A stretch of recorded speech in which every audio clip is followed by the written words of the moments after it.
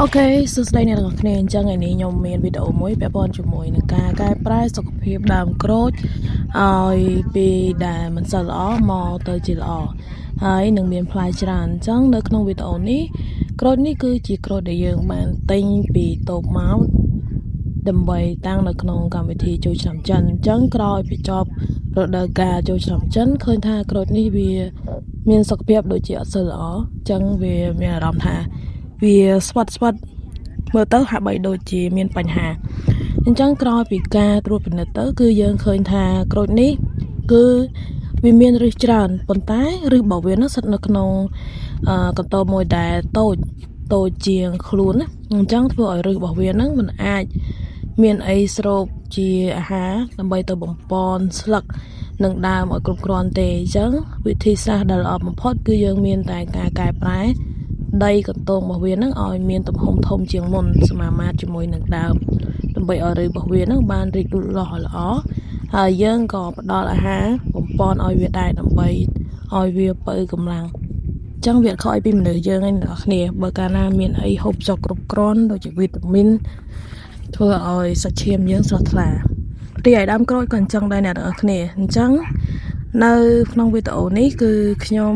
ធ្វើការកែប្រែដូរពីកន្ទោងចាស់មកកន្ទោងថ្មីហើយយើងក៏ធ្វើការថែមជីមួយចំនួននិងដីមួយចំនួនផងដែរកន្ទោងរបស់យើងថ្មីនេះគឺមានទំហំធំជាងកន្ទោងចាស់រហូតដល់2ដងអញ្ចឹងខ្ញុំគិតថាកន្ទោងដែលខ្ញុំជ្រើសរើសនេះគឺវាស័ក្តិសមជាមួយនឹងទំហំដើមក្រូចនិងបរិមាណដីនៅគល់របស់វានៅពេលនេះគឺយើងចាប់ផ្ដើមធ្វើការជីកឬក៏យើងអាចបានថាយកដីចាស់ចេញសិនឬចាស់ចេញមួយចំនួនហើយយើងក៏ធ្វើការយកដីថ្មីដាក់ក្នុងកន្ទោងថ្មីយកមក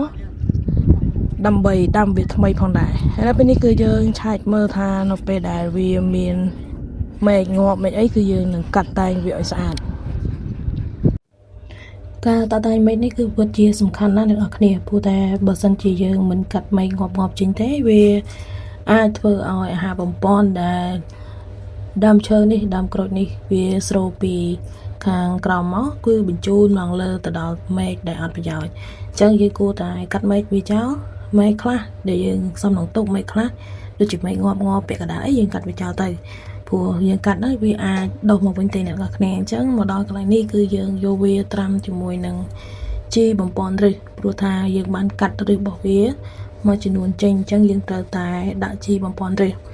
ដើម្បីឲ្យវាឆាប់ដុះឫសថ្មីនៅពេលដែលយើងយកដាក់កន្ទោងថ្មីនឹងសុខភាពវាក៏ល្អដែរបើសិនជាយើងមានជីបំពន់ដើម្បីដាក់ឲ្យវាពង្រឹងក្នុងការលូតលាស់អញ្ចឹងជីបំពន់នេះគឺយើងដាក់3-4គម្របតាមពិតទៅបើសិនជាក្នុងលក្ខណៈមែកឈើតូចល្មមដូចជាប្រភេទផ្កាអីគឺខ្ញុំដាក់តែ1គម្របឬក៏2គម្របទេក្នុងករណីការប្រើជីបំពន់នេះអ្នកនរគ្នាអាចប្រើ1សេសេគឺស្មើនឹងទឹក5លីត្រប៉ុន្តែនៅក្នុងវីដេអូនេះគឺខ្ញុំប្រើរហូតដល់4គម្រប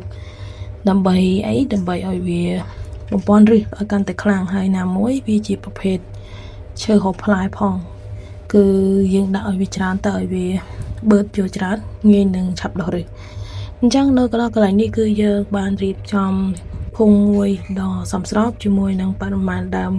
ក្រូចដើម្បីដាក់ឲ្យវានឹងគឺសមល្មមមិនណែនពេកព្រោះថាដាក់ឲ្យវាសមល្មមរបស់វាទៅគឺវាអាចងាយស្រួលបឺតជាមួយនឹងជីបដោះឫសនេះអញ្ចឹងក្រោយពីយើងបានដាក់ត្រាំវារយៈពេល20នាទីហើយគឺយើងចាប់ផ្ដើមមកជ្រោយដីនៅក្នុងកន្ទោងហើយក៏យកមកដាក់ដាំតែម្ដងការធ្វើបែបនេះគឺវាធ្វើឲ្យក្រូចរបស់យើងហ្នឹងគឺមានលក្ខណៈល្អឆាប់លាស់ត្រួយព្រោះថាយើងបានដូរកន្ទោងថ្មីឲ្យវាហើយកន្ទោងចាស់គឺវាមានទំហំតូចពេកអ្នកដូចអ្នកនរគ្នាបានឃើញតាំងពីដើមមកហើយគឺណែនឈឹងទាំងអស់អ្នកនរគ្នាអញ្ចឹងធ្វើឲ្យដើមក្រូចរបស់យើងហ្នឹងគឺមិនសូវជាល្អប្រហែលទេវាមានសភាពអាចនិយាយបានថាគឺវាអត់មានអីដែលត្រូវមកបំពន់ឬវា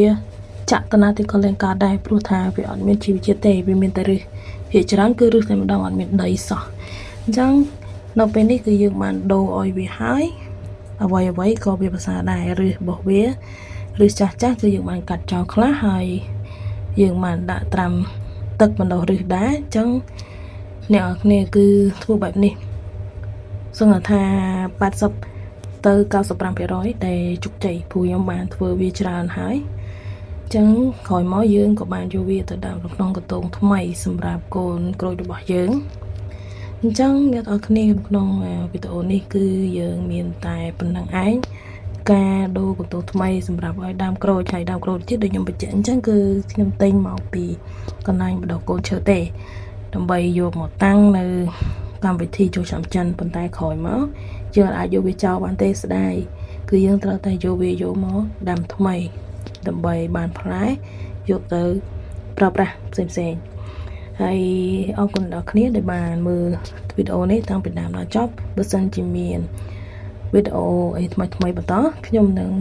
ដាក់នៅក្នុង channel មួយនេះអរគុណអ្នកនរគ្នា